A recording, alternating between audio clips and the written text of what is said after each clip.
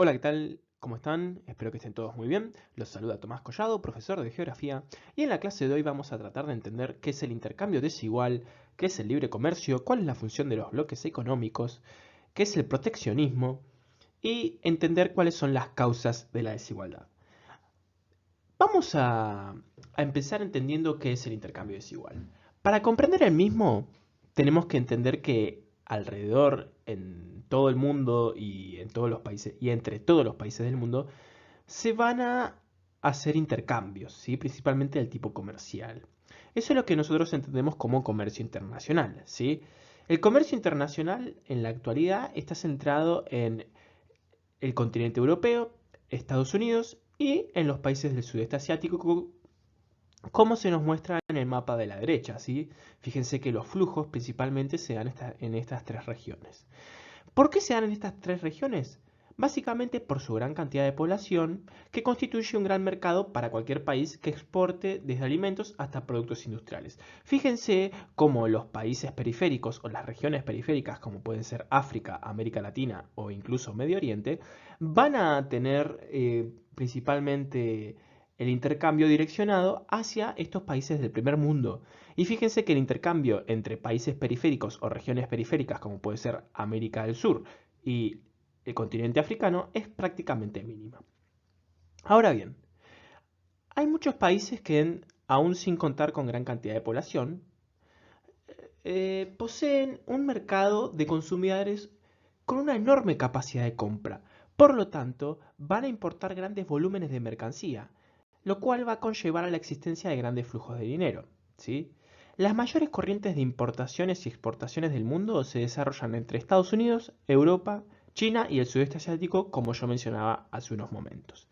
Desde la Segunda Guerra Mundial, estos centros no solo comenzaron a intercambiar productos industriales, sino también materias primas. Así, los países tradicionalmente especializados en las producciones de materias primas se encuentran bajo nuevas condiciones y sus mercados comenzaron a limitarse, iniciándose una etapa de intercambio desigual. Es decir, se asignó un valor diferente a los productos, lo cual afectó y empobreció aún más a los países subdesarrollados.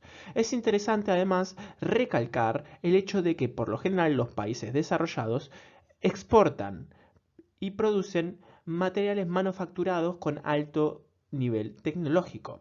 En cambio, los países del tercer mundo se destacan por la exportación de materias primas, las cuales, si bien son necesarias para sobrevivir o para realizar o hacer algún producto de origen, algún producto manufacturado, perdón, van a necesitar este producto, esta materia prima. Pero la misma va a valer menos que un producto ya finalizado, ¿sí? Por ejemplo, un celular es mucho más caro que, no sé, un kilo de pan, ¿sí? Ahora bien, ¿qué es el libre comercio y cuál es la función de los bloques económicos?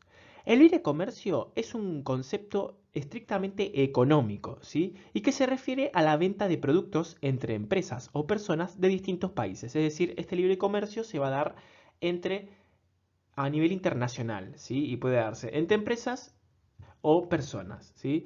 En las cuales no hay restricciones aduaneras, es decir, que no hay ningún tipo de arancel, no hay ningún tipo de impuestos que esos productos deban abonar al ingresar a un país. Es como si en la Argentina ingresaran celulares sin ningún tipo de impuestos. Frente a los supuestos beneficios de este tipo de intercambio, es necesario considerar que muchas veces los aranceles que impone la aduana al ingreso de productos extranjeros tienen como objetivo proteger la producción del país, para que las mercaderías importadas no compitan con las de origen nacional. Esto es lo que nosotros entenderíamos como proteccionismo económico. El principio del libre comercio es definido por los países ricos y la Organización Mundial del Comercio, ¿sí? Es arduamente defendido. Y es rechazado por los países pobres, ya que sostienen que sus producciones se encuentran en desventaja cuando los productos importados resultan más baratos. Bueno, en este mapa de aquí tenemos claramente los flujos y el de comercio a nivel global. Sí, es necesario recalcar el hecho de que como estas tres regiones, que es Europa Occidental, América del Norte y Asia, concentran los flujos, ¿sí? Y además, como no solo concentran los flujos, sino también concentran el poder y el capital. Y también es necesario recalcar como América del Sur, África, países del Golfo o de Medio Oriente y los países de la ex Unión Soviética prácticamente no tienen un peso significativo en la economía internacional.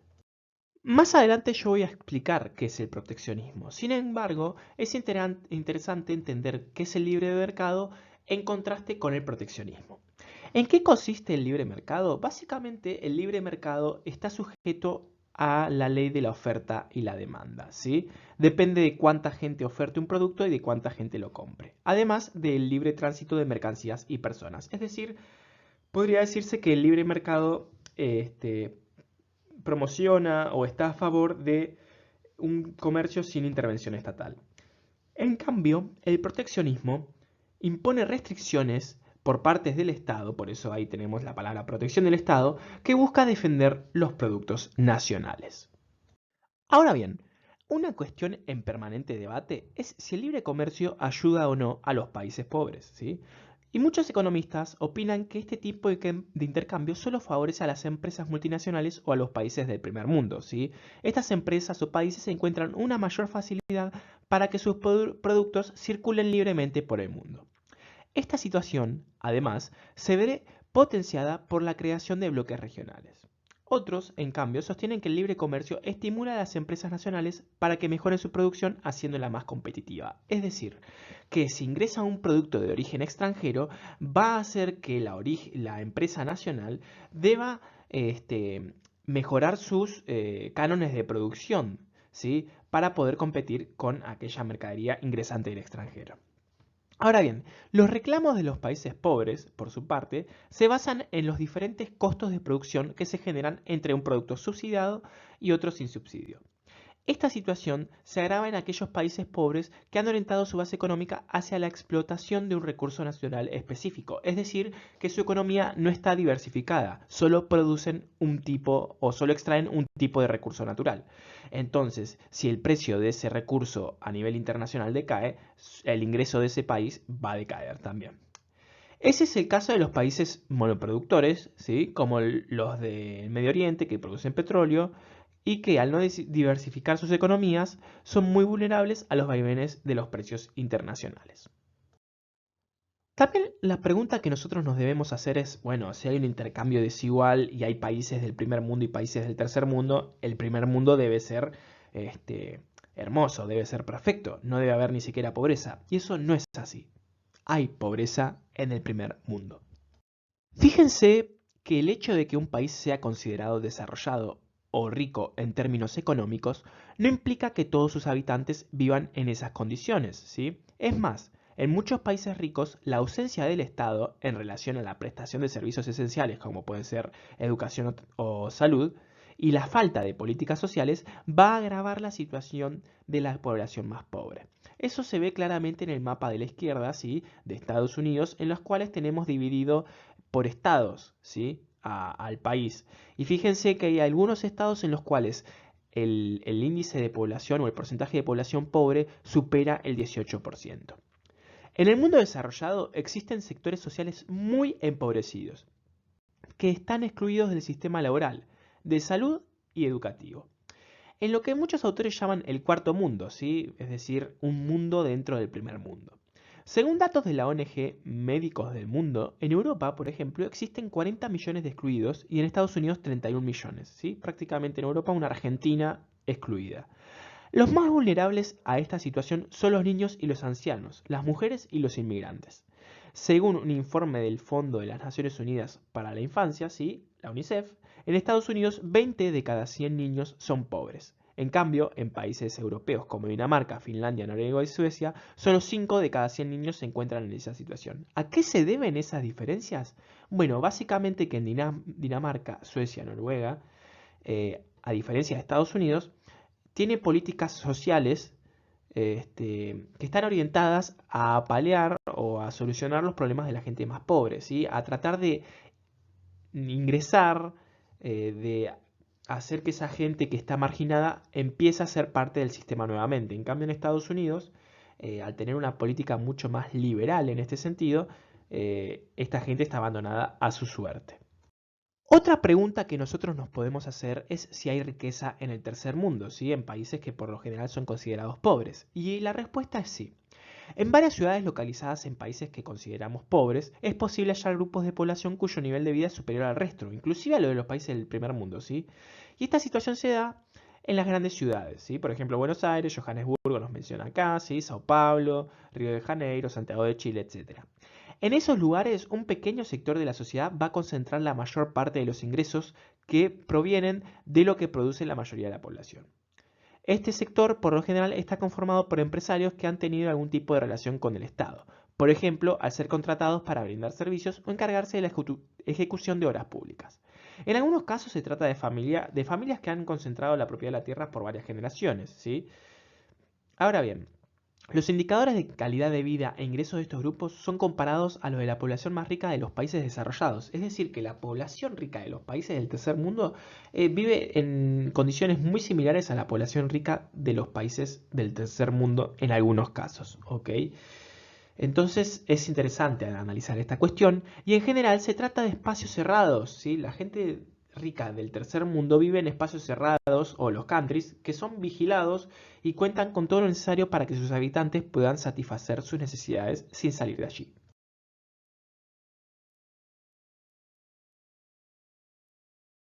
Para finalizar, tenemos que entender cuáles son las causas de la desigualdad, ¿sí? Y distintos investigadores van a sostener que el principal factor responsable de la desigualdad es el modelo económico capitalista actual, ¿sí? Estas ideas a su vez son compartidas por la ONU y otros organismos internacionales. Estos investigadores sostienen que para continuar vigente, el capitalismo necesita seguir generando grandes ganancias para las principales empresas del mundo y los países que concentran el poder a su vez, ¿sí? Para lograr esto, además, debe existir una gran masa de trabajadores con bajos salarios. Por ello, en los últimos años, muchas grandes empresas se han localizado en países como China, Hungría, India, etc., que ofrecen condiciones laborales que permiten lograr una mayor rentabilidad. Es decir, lo que busca el capitalismo por lo general es acaparar mayor cantidad de mercados, ¿sí? Que mucha gente se incorpora al sistema al menor coste posible, ¿sí? Que esta gente no gane mucha plata para así tener unos márgenes de ganancia superiores. Si el modelo capitalista presentara las condiciones para el ascenso social de las personas, la brecha entre ricos y pobres disminuiría. Pero, en general, la ausencia de oportunidades deja fuera del sistema educativo a grandes sectores de la población, especialmente a los más pobres, que ven frustradas sus posibilidades de progresar. En estas situaciones, el Estado debe encargarse de brindar educación de calidad a los niños más pobres y garantizar un salario digno para sus padres, ¿sí? Y de esta manera poder empezar a achicar la brecha entre ricos y pobres, ¿sí? Lamentablemente esto es muy difícil de paliar.